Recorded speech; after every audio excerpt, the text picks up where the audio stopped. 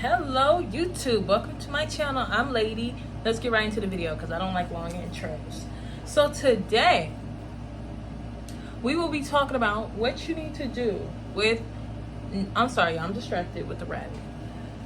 If you have natural hair and you are interested in wearing your natural hair every day, this video is for you, okay? Let's start off with what you need. Ignore all the other YouTubers online and stuff because they be trying to tell you like, oh, you need to go to this company, you need to go to this company, and have you buying a million different things. Half of them YouTubers are getting paid to tell you to buy this stuff. I'm not getting paid for none of this. I'm going to tell you guys some companies to go to that are inexpensive and that you will have what you need. Okay? So, for anything that I'm going to describe in the video, these are the products that you are going to need. Strictly Curls. Only get one product from there. This is for my broke girl. I'm not calling you broke. This is for my baddies on a budget. If you want to still be a bad bitch and wear your natural hair on a budget, use these companies. Strictly Curls. This is one. If I could find it, I'll put it right here. This is one. Two. It's like called curling cream or curling pudding or something. That product, girl, if you want your shit to be curly, actually make your 4C hair curls pop, wear that one. You can use it as moisturizer too, but I didn't when I was natural. I still consider myself being natural because I wear my natural hair. I have my dreadlocks, but I don't wear my afro anymore. All this advice is for people with an afro. I was natural for like 4 years, and this is what I've learned on my journey. Shea butter. It can be any shea butter brand. Forget what anybody says. Oh, it's fake shea butter. Blah, blah, blah. If it works for you, it works. Okay. It's only gonna penetrate your hair so much. I mean, people say like the product is stuck in your hair every time you get cancer. Don't listen to that. If you're using that, you'll live your whole life in fear. Everything gives you cancer. They say your phone gives you cancer. If that was the case, everybody would walk around with brain cancer from talking on the phone. Don't listen to that. Shea butter and Cantu. Cantu is if you're really broke and you really don't have it. You can't afford to Strictly Curls, get Cantu, but it's really not the best for your hair if you want to use it long term. Use it from time to time instead of getting it like every time. Okay, wide tooth combs. If you're gonna comb out your hair, please don't use no tiny rat tail comb. It needs to be a comb that each bristle is at least a ½ inch apart. And I'm talking about my 4C girlies, okay? Really, this advice that I'm giving you guys can be used for any hair type, okay? So this is how I will wear my hair day to day if I were gonna wear my hair natural every day, because I feel like a lot of these YouTubers who are like the natural hair YouTubers, they don't even, you'd be on their page, you don't even see them wearing the natural hair like that. I'll wear my natural hair every day. This is what I would do. Let's pretend you just got off the shower. Your hair is all shrunken up to your head. It's borderline nappy. You don't know what to do. So we're starting from scratch, okay? You're going to take your hair, section it. I don't care how, if your hair is really short, do a small section, all right? But by the time I cut my hair was like down to here. So that's the longest part of my hair. I don't want you guys to think, oh, all my hair was down to here. But the longest part of my hair, if I pulled it, like, oh, girl, look how long it is. It was down to there. Okay. So this part was probably like to right here or something. I would section it, right? You're pulling how long it is, you're stretching it out, and you would braid it. And keep each section separate from each other. For my girls who don't know how to braid, just twist it instead. Braid it, right? Your hair is wet because you just came out the shower. But you could do the same thing on dry hair. Your hair does not have to be wet every time you moisturize it, okay? So you would do this, you braid it, right? And don't start mixing up the sections. That your hair is not gonna be uniform. And then you twist the ends, or at least this is what I did, because to me it made the hair texture look like more natural curls, or instead of it looking like a crinkle. Like nobody's hair is naturally crinkly, you know, but people's hair is naturally curly. So I would twist the ends. And right when I got to the end of my hair, I would put a little bit of Cantu and a little bit of shea butter. And I would really like mix it into that part until I felt like the ends of my hair looked curly. And then I would do that to my whole head until I had a head full of dookie braids.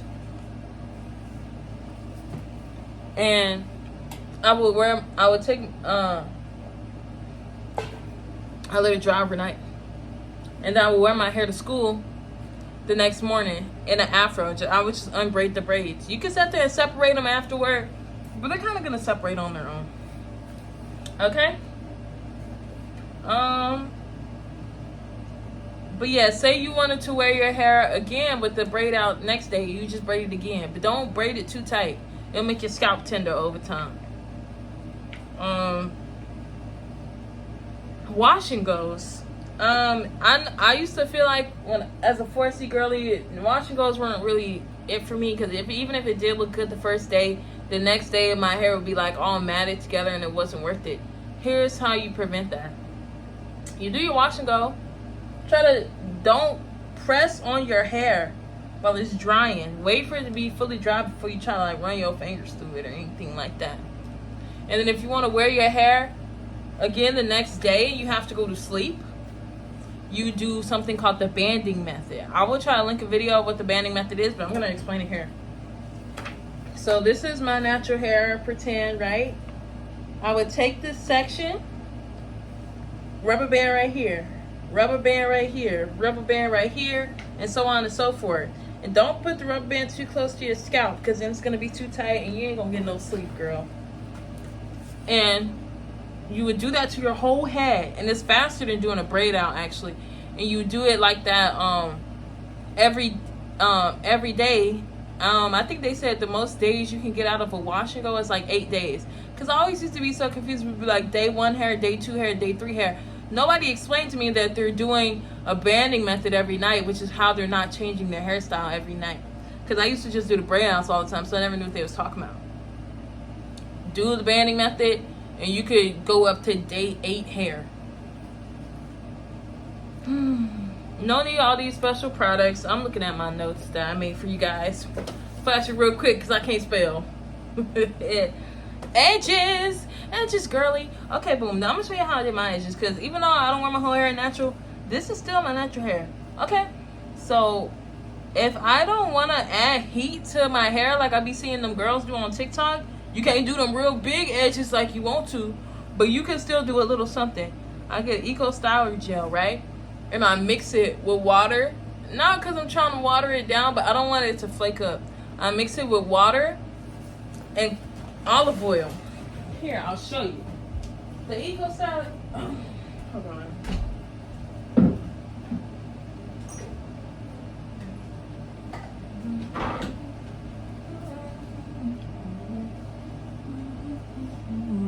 And this is what it looks like after I do it.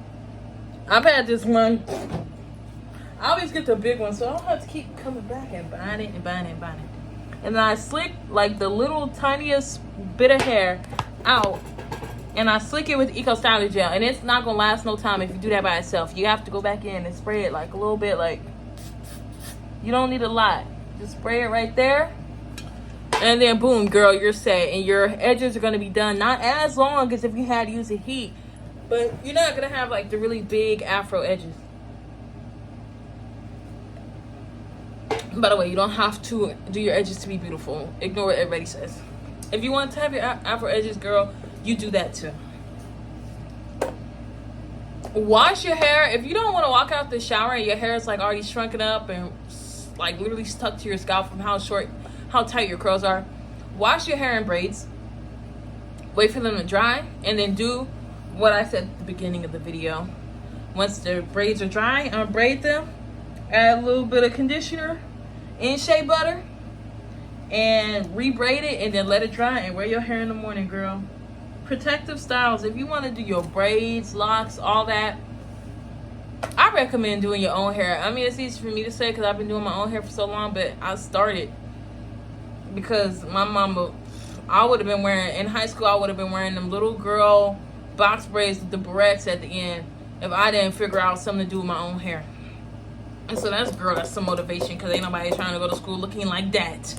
Okay, so I use yarn braids. I'll have a linked video for that, so I'm not gonna go into too much detail, because I'm gonna show you guys a little clip of the video, and you guys can just go click my video and watch it, and I'm not gonna go into too much detail, but do it every 6 weeks. Okay, What to do if your edges are like thinning out. So if they just thinning out a little bit, but you ain't balding, but you like, girl, I feel like I have more edges. Don't do no tight braids or really any braids. If you do, keep it real loose for like a month or two. And so it's so on and so forth. So if you feel like, damn, girl, I got no edges at all, like I'm borderline right here, don't get box braids for like a year. Give y'all hair time to breathe and come back in, and you just gonna have to find something else. So you better do a wash and go or something, girl, on that one little part. But you can't do it. You can't keep getting the box braids and stuff, and you know, space out your box braids. Get them once every 6 weeks if you are gonna get them back to back. Even if you do keep them in for 6 weeks, give it 2 weeks in between each hairstyle. Hair porosity. What I explained to you about what to do with your hair, you can ignore hair porosity. If you have low hair porosity, just skip the part where you put shea butter in it and try to spend more time working it in. But if you have high hair porosity, once you put it on there, it's pretty much on there, you know. It's like your hair soaks it right on up. By the way, the more you manipulate your hair, the higher your hair porosity will be, because it's like you're stripping away the fibers that protect your hair.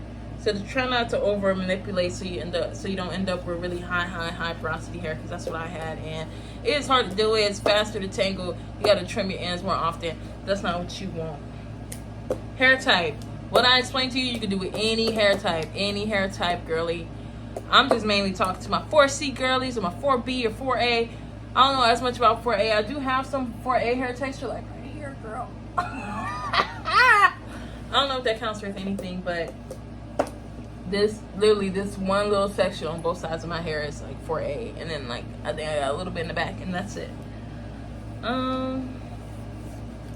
Yeah, that's all I have for you. If you guys have any more comments, questions, concerns, please let me know. I'm gonna add the pictures of how I do my hair and all that stuff, and follow me on Instagram, follow me on Facebook.